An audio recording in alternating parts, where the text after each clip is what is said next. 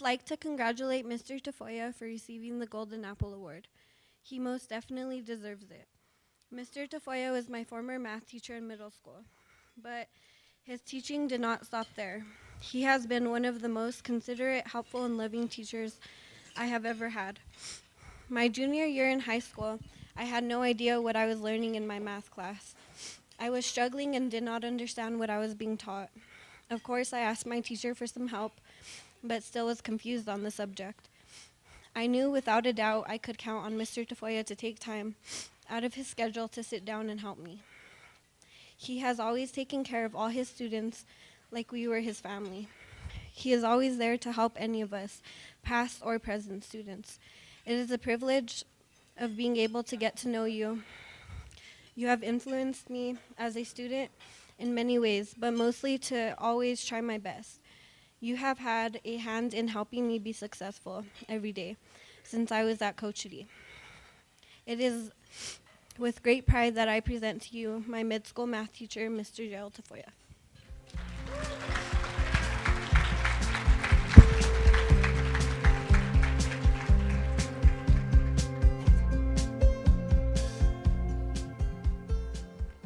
I thank you a lot, Arianna. I didn't pay her to say any of that. I'm very humbled by this award. This award is special because it starts with the students, and that's what really makes it special.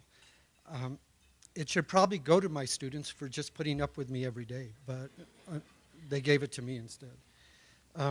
Through this whole process, every time I got an email from Brian, and I got lots of emails from Brian, I expected a note saying that a mistake had been made and that my name was not supposed to be on the list. So I'm going to stop checking that list now. I would like to thank my wife, Diane, for everything she's done all these years. We were in high school together, and we often talk about teachers that had an impact on our lives.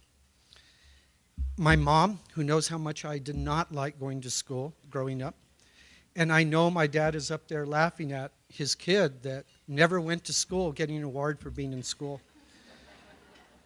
I'm very lucky. I work at a great school in a great community with great students and very dedicated teachers.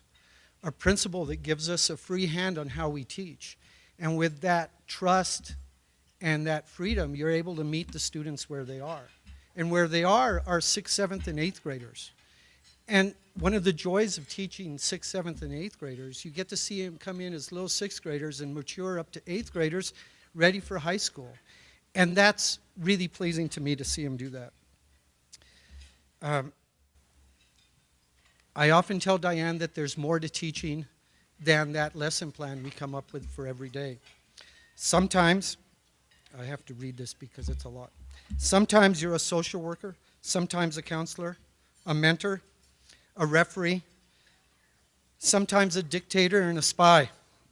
And sometimes you get a stand-up comedian, and sometimes you get to teach math, and that's in one class period.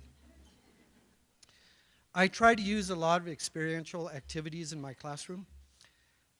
Mainly it keeps the students engaged and keeps me happy. The emphasis of these activities is that the students share ideas, listen to each other, and work together to solve a complicated task. To the students and the outside observer, it may look like a game, but it translates back into the classroom. When they hit that tough math problem, you can remind them to listen to each other, work together, and share ideas. It works well in the classroom. My hope for my classroom is that it can be a place where students can feel comfortable to not only be successful, but to grow and learn from their mistakes. Cochiti is a great school and a great community. I cannot say enough how the community and the Pueblo have treated me over these years. And I would like to thank everybody in this room. Nobody raised their hand and asked to go to the nurse, the restroom, get a drink of water, or tell me you didn't have a pencil. So thank you very much.